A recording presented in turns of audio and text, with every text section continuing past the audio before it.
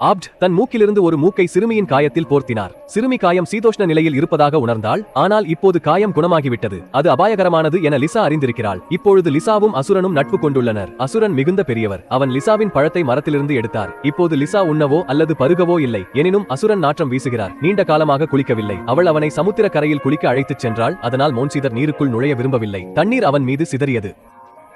எங்களுக்கு பின்னால் பின்வாங்குங்கள். தூரத்திலேயே ஏதோ ஒன்று பார்த்தாள் ரஜினி. அவர் பல நாட்களாக காத்திருந்த படகு இதுதான். அவள் வேகமாக கத்துகிறாள். அவள் தாவணியை காற்றில் அசைக்கிறாள். அவள் மகிழ்ச்சியை அசுரனுடன் பகிர்ந்து கொள்ள விரும்புகிறாள். ஆனால் அசுரன் போய்விட்டாள். இப்போது லிசா தனியாக அங்கிருந்து வெளியேறினாள். இப்போது அவர் வீட்டில் ஒரு நல்ல பாக்கியம் போல வாசனை வீசுகிறார். அவள் தாவணியிலிருந்து வாசனை வெளியேறுவதை அவள் பார்த்தாள். ஜேஸ் மூக்கில் மூடப்பட்டிருந்தார். லீ ஆய்வகத்தில் தாவணியை சோதித்தார். தாவணியில் அடையாளம் தெரியாத வாயு துகள்களை கண்டாள்.